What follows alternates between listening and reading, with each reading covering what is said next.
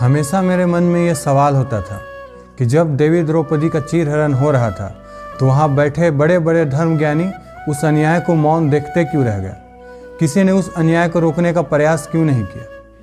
आज हमारी स्थिति देखकर मुझे इस सवाल का जवाब मिलता है। जिस तरह एक महिला नुपुर शर्मा पर अटैक हो रहा है, दिन दहाड़े सड़कों पर जिहाद हो रहा है, क्या सही क्या गलत मालूम होने के बाद भी हम और आप चुप हैं।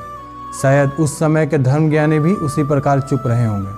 खैर, उनकी खामोशी ने तो उनका सर्वनाश कर दिया, पर क्या हमारी खामोशी भी हमें विनाश की ओर ले जा रही है? स्वयं विचार करें। नमस्तुभ्यम। मैं माँ भारती का एक छोटा सा सेवक, मेरा नाम है राजा मिश्रा। आपका अग्नि प्रतिज्ञा में स्वागत है। आज मैं आपको ले जाऊंगा आज से 5000 वर्ष पहले द्वापर युग के हस्तिनापुर में, जहाँ एक द्वैत सभा चल रही है, जहाँ पांडवों की पत्नी राजा द्रुपद की बेटी और स्वयं भगवान श्री कृष्ण की सखी देवी द्रौपदी का चीरहरण हो रहा है। उस दिन उस द्वैत सभा में क्या हुआ, ये जानने से पहले हमें ये जानना आवश्यक है कि आखिर देवी द्रौपदी थी कौन। यज्ञ की अग्नि से उत्पन्न हुई देवी द्रौपदी पांचाल के महाराज द्रुपद की पुत्री थी। वो द्रुपद जिसने कर्ण समेत 100 करोड़ भाइयों को अकेले ही युद्ध में पराजित कर दिया था। देवी द्रौपदी उस महानायक अर्जुन की पत्नी थी जिसके गांडीव के टंकार मात्र से आसमान फट जाए। देवी द्रौपदी उस महाबली भीम की पत्नी थी जो यदि अपनी मुट्ठी जमीन पर पटक दे तो भूकंप आ जाए। देवी द्रौपदी उन नकुल और सहदेव की पत्नी थी जिनके हाथ में यदि तलवार हो तो उनकी रफ्तार के सामने बिजली भी शर्मा जाए। लेकिन समय का फेर तो देखिए, इन महाबलियों की पुत्री और पत्नी होने के बाद भी द्रौपदी आज एक वस्त्र में लिपटी हुई भरी सभा में खड़ी है और सब इस स्थिति को मौन रहकर देख रहे हैं। क्या हुआ था उस दिन, जानिए मेरे संग और स्वयं विचार करिए कि क्या आज हमारे बीच हमारे देश में यही हो रहा है और हम भी मात्र चुपचाप तमाशा देख रहे हैं। युधिष्ठिर उस दिन जुए में अपना राजपाट, अपने भाई और अंत में स्वयं को हार गए।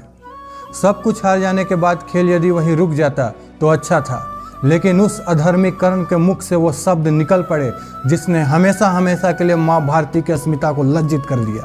वो अधर्मी कर्ण बोल पड़ा, युधिष्ठिर अभी तो वो मृगनयनी, वो अहंकारी, वो स्वाभिमानी द्रौपदी बाकी है, उसे दांव पर लगाओ। नीतिवान विदुर से कर्ण के शब्द बर्दाश्त नहीं हुए। वो चीख पड़ा, महाराज धृतराष्ट्र, आपके राजसभा में आपकी पुत्रवधू का नाम इतने अनादर के साथ लिया गया, आप कुछ बोलते क्यों नहीं? नेत्रहीन धृतराष्ट्र अब शब्दहीन भी हो चुका था। उसका मौन ये कह गया कि जब पुत्र का प्रेम अंधा हो जाता है तो पतन की सीमाएं पाताल को भी लज्जित कर देती है। दुर्योधन ने आदेश दिया और उसका नीच भाई दुशासन दौड़ पड़ा द्रौपदी की कक्ष की ओर। उसने द्रौपदी को राजसभा में चलने का आदेश दिया। द्रौपदी ने एक नज़र अपने आप को देखा। वो रजस्वला थी, इसलिए मात्र एक वस्त्र में लिपटी हुई थी। ना कोई श्रृंगार, ना कोई आभूषण, ना ही सर से पांव तक ढकने वाले वस्त्र। उसने हाथ जोड़कर अपने देवर से विनती किया, मुझे इस दशा में वहां ना ले चलो दुशासन, मैं कुरु वंश की मर्यादा हूँ। दुशासन ने निष्ठुर आंखों से द्रौपदी की ओर देखा और लपक कर द्रौपदी के बाल पकड़ लिए और चल पड़ा वो द्रौपदी को लेकर राजसभा की ओर।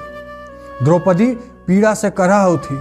उसने अपने देवर से विनती की, जो मुझे पहचानते हैं वो तो मुझे पहचान जाएंगे, मगर जो मुझे नहीं पहचानते उन्हें क्या जवाब दोगे दुशासन कि मैं कुरुवंश की मर्यादा हूँ?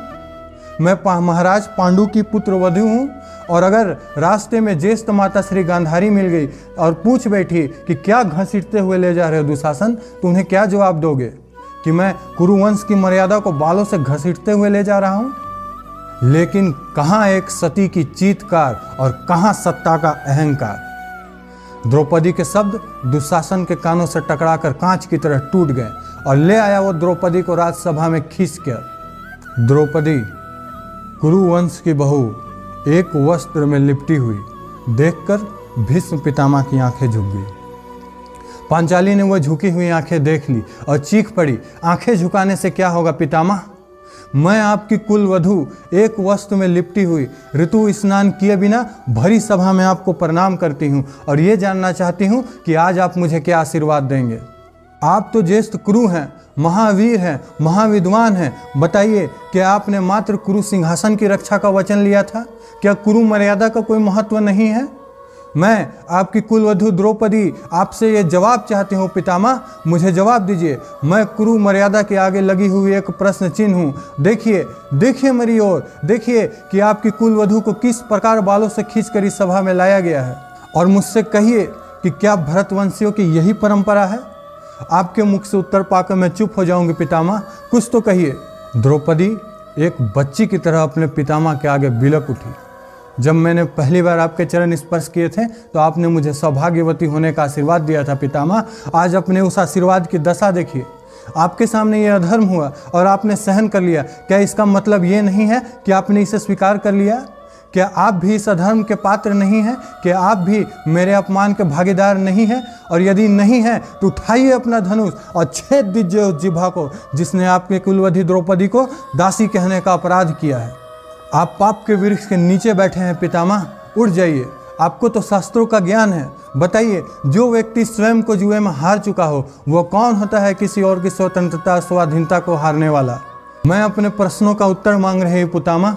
आपका ये लज्जित मौन मेरे प्रश्नों का उत्तर नहीं है, क्योंकि ये प्रश्न केवल द्रौपदी नहीं नारी जाति कर रही है। ये प्रश्न कर रही है पृथ्वी जो हर प्राणी की माँ है। ये प्रश्न कर रहा है इस देश का भविष्य जिसे अपना नाम आपके पूर्वज चक्रवर्ती सम्राट महाराज भरत से मिला है। मेरा मार्गदर्शन करिए पितामह। भीष्म भरी हुई आंखों से बोले, क्या उत्तर दो पुत्री? पुत्री, ये एक शब्द द्रौपदी के कानों में पिघले हुए शीशे की तरह उतर गया। वो चीख पड़ी, पुत्री मत कहिए पितामह। मैं आपसे संबंधों की बात नहीं कर रही हूँ, मैं उस अपमान की बात कर रही हूँ जो पिघल कर आंसू बन गया और मेरी आंखों से बह निकला। यदि पत्नी पति की संपत्ति होती है तो जब मेरे पति अपने को जुए में हारे तो साथ ही मुझे भी हार गए, तो फिर मैं दांव पर कैसे लगी? और यदि पत्नी पति की संपत्ति नहीं होती तो मेरे पति मेरी आज्ञा के बिना मुझे दांव पर कैसे लगा सकते हैं? कुरुवंश की मर्यादा इस विषय में क्या कहती है पितामह? कृपया मुझे पुत्री ना कहिए पितामह, क्योंकि अगर मैं आपकी पुत्री होती तो आप मेरा ये अपमान चुपचाप सहन नहीं कर रहे होते। मुझे कुलवधू कहिए, क्योंकि मैं देखना चाहती हूँ कि इस भरी सभा में अर्धनग्न खड़ी द्रौपदी को कुलवधू कहने में आपकी जिह्वा लड़खड़ाती है या नहीं। भीष्म से कोई उत्तर न पाकर द्रौपदी अपने ससुर और हस्तिनापुर के राजा महाराज धृतराष्ट्र की ओर मुड़ी। आपके प्रिय अनुज पांडु की पुत्रवधू आपको प्रणाम करती है ज्येष्ठ पिताश्री। आप बड़े भाग्यवान हैं कि नेत्रहीन जन्मे, नहीं तो आज अपनी ही सभा में अपनी पुत्रवधू की दशा देखकर नेत्रहीन हो जाते। नेत्रहीन धृतराष्ट्र अब शब्दहीन भी हो चुका था। एक निर्लज मौन के अलावा कुछ नहीं था उसके पास अपनी बहू को देने के लिए। असहाय द्रौपदी ने सभा में चारों ओर देखा। गुरु द्रोण दिखाई दिए। उसे आस जगी कि कोई और नहीं तो शायद गुरु द्रोण ही इस अन्याय पर अंकुश लगाएं, क्योंकि वो कभी द्रौपदी के पिता के परम मित्र हुआ करते थे। द्रौपदी ने गुरु द्रोण को याद दिलाया, आपने विदुर से यही संदेश भेजा था ना कि मैं द्रुपद की बेटी होने के नाते आपकी भी बेटी हूँ और महाराज पांडु की बहू होने के नाते आपकी भी बहू हूँ। तो बताइए, आज मैं किस संबंध से आपके चरण स्पर्श करूँ, बेटी या बहू?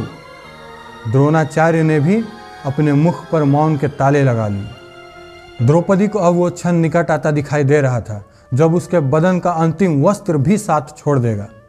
विवस्ता में उसने अपने बंधे हुए हाथ खोले। उसे वह आभास हुआ कि प्रार्थना मरे हुए स्वाभिमान को जीवित नहीं कर सकती, और प्रश्न किया उनसे जो उसकी मर्यादा की रक्षा के लिए वचनबद्ध थे।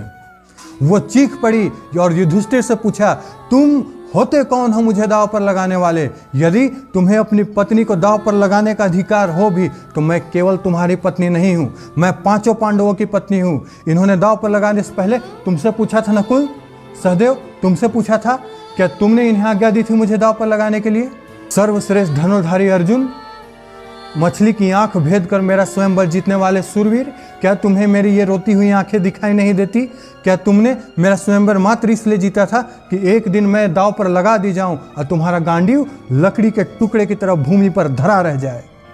धर्मराज युधिष्ठिर, जुआ तो पहले भी कई बार खेला गया है, लेकिन आज तक किसी ने अपनी दासी तक को दांव पर नहीं लगाया, और तुमने अपनी बिहाता को दांव पर लगा दिया। धिक्कार है।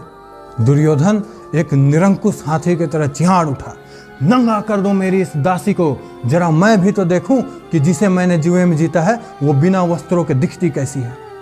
दुशासन तो जैसे इसी आज्ञा की प्रतीक्षा कर रहा था। दुशासन के हाथ द्रौपदी के वस्त्रों की ओर ऐसे दौड़े जैसे एक नाग अपने शिकार की ओर दौड़ता है। भरी सभा में दुशासन द्रौपदी की साड़ी खींचने लगा। वो द्रौपदी जिसके शरीर को कभी पवन भी ना छू सका, सूर्य का प्रकाश भी ना देख सका, आज अपने पतियों के होते हुए, गुरुओं और पितामह के होते हुए निर्वस्त्र हो रही थी। अब द्रौपदी किससे आस लगाती? कौन था इस जगत में सिवाय जगन्नाथ भगवान श्री कृष्ण के जो द्रौपदी की अस्मिता को आदर देता? चीर का एक कोना अपने दांतों तले दबाए द्रौपदी मन ही मन पुकार उठी, मेरी लाज बचाओ हे पालनहारी, मेरी लाज बचाओ हे गिरिधारी। कृष्ण ने अपनी सखी को निराश नहीं किया। द्रौपदी के वस्त्रों से अपने विराट रूप के धागे जोड़ दिए। दुशासन के हाथ थक गए द्रौपदी की साड़ी खींचते खींचते, लेकिन द्रौपदी क्या, द्रौपदी के नाखून बराबर अंश भी निर्वस्त्र नहीं कर सका। उस दिन मौन रहकर वो अन्याय देखा जिसने भी, सबका विनाश हो गया। धर्म के लिए जब उठा गांडीव अर्जुन का, संपूर्ण सर्वनाश हो गया। तब भीष्म चुप थे, कृप चुप थे, द्रोण चुप थे, धृत चुप थे। ध्यान से सुनिएगा, तब भीष्म चुप थे, कृप चुप थे, द्रोण चुप थे, धृत चुप थे। आज सरकार चुप और अन्याय से चुप। अन्याय पर हैं आप भी चुप और हम भी चुप। स्मरण रहे जब अधर्म अहंकार और पाप बढ़ा, जब अधर्म अहंकार और पाप बढ़ा, जब स्त्री की अस्मिता पर आन पड़ी, जब पापियों का नाश करने आए हरि, तो 100 पुत्रों वाली गांधारी निसंतान होकर मरी। पापियों की राह पर तुम यूं न भटक जाना, पाप की राह पर तुम यूं न भटक जाना। भीष्म को फिर भी बाणों की सैया मिली, तुम भालों पर न लटक जाना। जय हिंद, वंदे मातरम।